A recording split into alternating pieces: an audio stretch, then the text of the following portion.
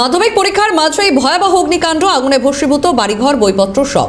পরীক্ষার্থীদের পাশে পুলিশ এবং একাধিক রাজনৈতিক দল।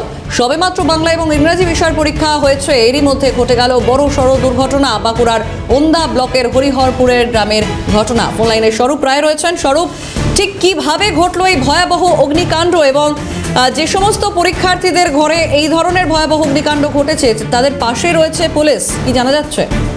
দেখো, বাঁকুড়া যে ওনা থানা এলাকা হরিহরপুর গ্রাম রয়েছে, সেখানে কিন্তু যে এক পরীক্ষার্থী রয়েছে, মাধ্যমিক পরীক্ষার্থী, তাদের সে যখন গতকাল পরীক্ষা দিচ্ছিল ঠিক সেই তখনই কিন্তু তার পরীক্ষা দিয়ে ফেরার সময় এসে দেখে যে বাড়িতে আগুন লেগে গিয়েছে এবং গ্রামবাসী এবং সবাই মিলে সেই আগুন নিয়ন্ত্রণে নিয়ে এলেও যে পরীক্ষার্থী তার কিন্তু অনেক বই থেকে আরম্ভ করে সমস্ত কিছু পুড়ে যায়।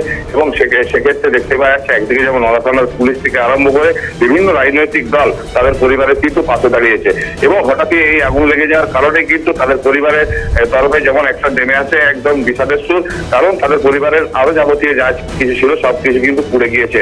সেক্ষেত্রে দেখতে পাওয়া যাচ্ছে যে সমস্ত রাজনৈতিক দল তাদের পাশে দাঁড়িয়ে তাদের সহায় সম্বলটুকু পরিবারটিকে আবার কিন্তু দাঁড় করানোর চেষ্টা করছে। অন্যদিকে ওনা থানার পুলিশও কিন্তু সহযোগিতার হাত বাড়িয়ে দিয়েছে। ধন্যবাদ স্বরূপ। ফোন লাইনে ছিলেন প্রতিনিধি স্বরূপ রায়।